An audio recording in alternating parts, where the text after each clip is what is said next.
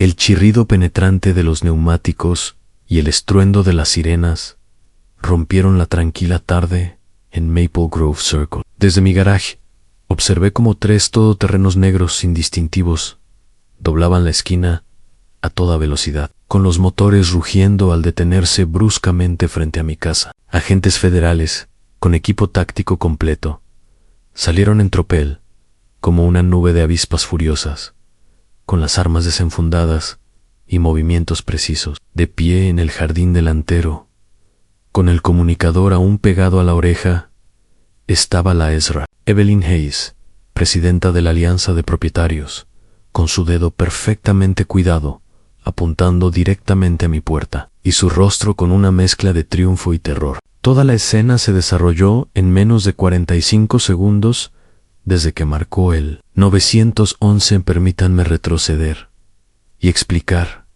cómo llegamos aquí. Me llamo Julian Chen y me mudé a este tranquilo B suburbano de Redwood Heights hace unos 18 meses. Elegí este lugar específicamente porque no tenía nada de especial. El tipo de barrio donde la gente se ocupa de sus propios asuntos.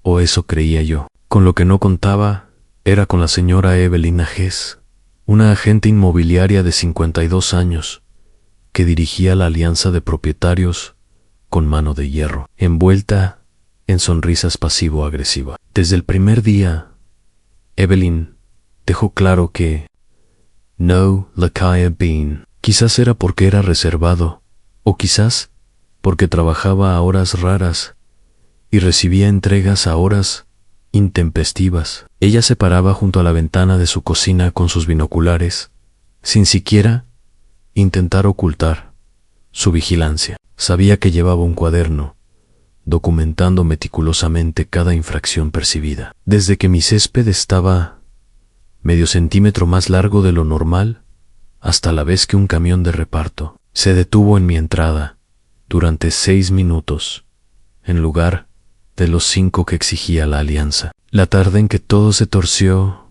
empezó como cualquier otra. Estaba en mi oficina en casa, trabajando en unos documentos confidenciales, cuando oí el familiar clic-clac de los tacones de Evelyn en la acera. Estaba haciendo su patrulla diaria, portapapeles en mano, buscando infracciones. Había aprendido a ignorar su presencia, tratándola como ruido de fondo. Ese fue mi primer error. Necesitaba acceder a mi caja fuerte, un modelo robusto, instalado en mi oficina en casa. El mecanismo se había atascado últimamente, y tuve que usar un poco más de fuerza de lo habitual. El fuerte ruido metálico resonó por toda la casa cuando el cerrojo finalmente se soltó. Luego llegó el zumbido de mi taladro eléctrico, mientras ajustaba los mecanismos internos. Con la vista periférica, capté un destello de movimiento fuera de la ventana de mi oficina. Evelyn tenía la cara pegada al cristal, con las manos ahuecadas alrededor de los ojos, para ver mejor. Continué con mi trabajo, pensando que con el tiempo se aburriría y seguiría adelante, pero la imaginación de Evelyn ya estaba desbocada. Corrió de vuelta a su casa, sin duda para recuperar sus binoculares de alta potencia de la ventana de su dormitorio, que tenía una vista parcial de mi oficina. Me observó mientras abría la caja fuerte por completo. Lo que vio dentro la hizo jadear, tan fuerte que pude oírlo desde el otro lado del límite de la propiedad. Dentro de la caja fuerte había montones de documentos marcados con sellos oficiales, varios equipos que sin duda resultaban intimidantes para el ojo inexperto, y varias cajas metálicas con cerraduras electrónicas. Para la sensibilidad suburbana de Evelyn, debía de parecer sacada de una película de espías, lo cual, irónicamente, no estaba muy lejos de la realidad. Le temblaban las manos al marcar el 911.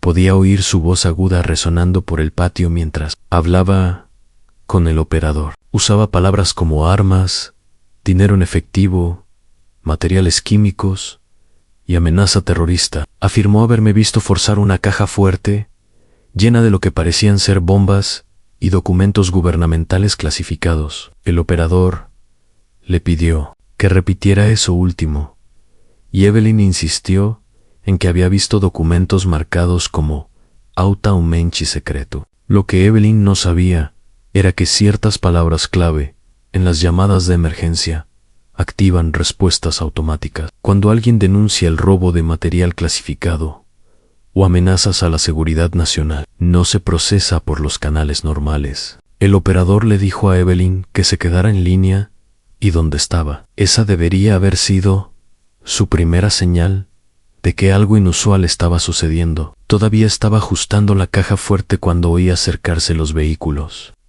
El sonido era inconfundible. Motores pesados, moviéndose rápido. El tipo de movimiento coordinado que se logra con un entrenamiento exhaustivo. Suspiré, cerré la caja fuerte y me acerqué a la ventana. Efectivamente, el equipo federal de respuesta ya estaba en posición. No eran policías locales respondiendo a una llamada por robo. Eran profesionales que habían estado monitoreando la situación desde el momento en que Evelyn mencionó esas palabras mágicas. El equipo se movió con precisión quirúrgica. La voz del agente principal resonó por un megáfono, ordenándome que saliera con las manos visibles. Obedecí de inmediato, saliendo por la puerta principal con las manos en alto. Evelyn seguía en mi jardín, su rostro revoloteando por las emociones, como una máquina tragamonedas rota. Había esperado una justificación, pero la gravedad de la situación comenzaba a hacerse evidente. Mientras caminaba lentamente por el camino de entrada, busqué mi billetera con movimientos deliberados. El agente principal, un hombre alto de mirada penetrante, se acercó con cautela. Le entregué mi identificación, no la licencia de conducir, que Evelyn me había visto usar en las reuniones de la alianza, sino una credencial completamente distinta. Su expresión pasó de inmediato de la sospecha a la comprensión, y luego a una ira apenas contenida. Gritó órdenes a su equipo de que se retiraran, y luego centró su atención en Evelyn. Ella seguía aferrada a su comunicador, abriendo y cerrando la boca como un pez jadeando. El agente le pidió que describiera exactamente lo que había visto y lo que había informado, mientras tartamudeaba en su explicación, exagerando aún más que por teléfono.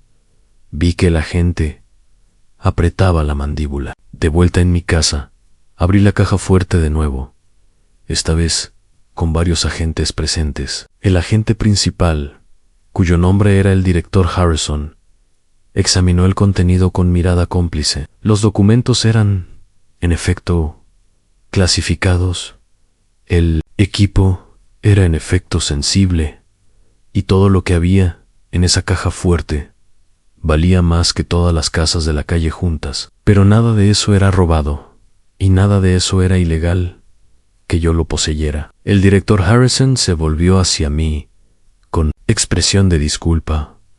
Agente Chun, lo siento. No tuvimos más remedio que responder cuando recibimos la llamada. Asentí, comprendiendo el protocolo. Lo que siguió fue una cuidadosa danza, revelando la información justa para satisfacer la situación inmediata, sin comprometer las operaciones en curso. Evelyn fue llevada adentro, sus tacones de diseñador repiqueteando nerviosamente sobre mi piso de madera. El director Harrison explicó, en términos lo suficientemente vagos para mantener la seguridad, pero lo suficientemente claros para transmitir la gravedad, que acababa de comprometer una operación federal. Su llamada al 911 no solo había atraído a las fuerzas del orden locales, sino que había desencadenado una respuesta de seguridad nacional, desviando recursos de las investigaciones en curso y potencialmente exponiendo al personal cuya seguridad dependía del anonimato. Los términos legales comenzaron a volar rápidamente en obstrucción de la justicia, interferencia con las operaciones federales, denuncia falsa y puesta en peligro imprudente fueron solo el comienzo.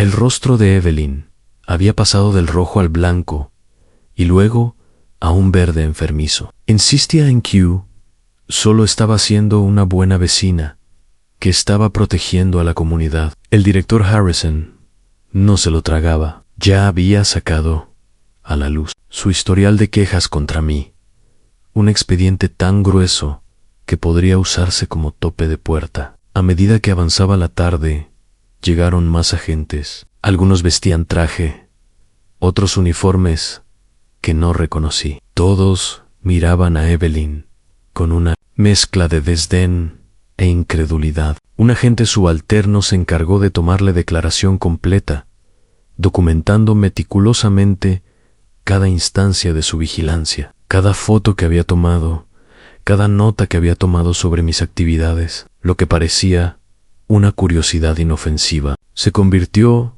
de repente en evidencia de un patrón sistemático de acoso contra un agente federal. El verdadero golpe llegó cuando el director Harrison le informó a Evelyn que tendría que contratar a un abogado. El gobierno presentaría cargos, y aunque podrían mostrar cierta indulgencia dada su ignorancia, el hecho de que hubiera exagerado su informe con menciones de armas y sustancias químicas aumentó la gravedad. En esencia, había llamado para presentar una falsa amenaza terrorista, lo quisiera o no. La vida profesional de Evelyn se desmoronó más rápido que un suéter barato. La agencia inmobiliaria donde trabajaba no podía permitirse la publicidad de tener a una agente bajo investigación federal. Su licencia de corredora fue suspendida a la espera de revisión. La junta directiva de Alliance convocó una reunión de emergencia esa misma noche y por unanimidad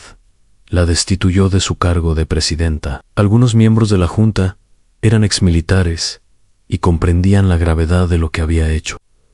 Los golpes financieros vinieron después. Su abogado, un hombre nervioso, especializado en disputas inmobiliarias y claramente desorientado, le informó que defenderse de los cargos federales requeriría un especialista. Solo el anticipo ascendía a 50,000 créditos. Las posibles multas, en caso de ser condenada, empezaban en 100,000 y subían a partir de ahí. Su casa, la joya de la corona de su impecable vida, probablemente tendría que ser hipotecada para pagar su defensa. Pero la cifra que realmente le hizo temblar las rodillas a Evelyn fue cuando el fiscal mencionó la posibilidad de una pena de cárcel.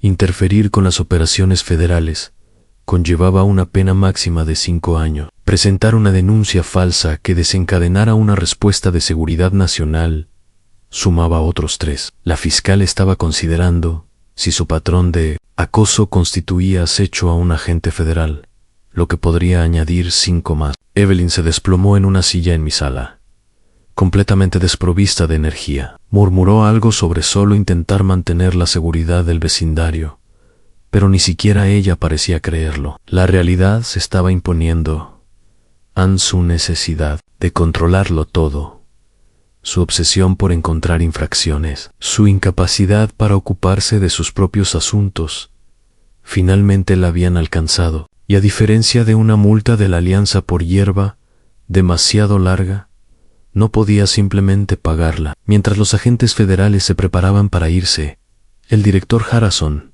me llevó aparte, se disculpó de nuevo por la interrupción y me aseguró que se tomarían medidas para evitar que esto volviera a ocurrir. Evelyn sería liberada por ahora, pero tendría órdenes estrictas de no acercarse, hablarme, ni siquiera mirarme. Cualquier infracción resultaría en un arresto inmediato. Lo último que oí mientras escoltaban a Evelyn fue al fiscal informándole que el gobierno solicitaba la pena máxima de 13 años en una prisión federal. La respuesta de Evelyn fue un sonido que nunca le había oído antes, un gemido gutural y primario de absoluta desesperación.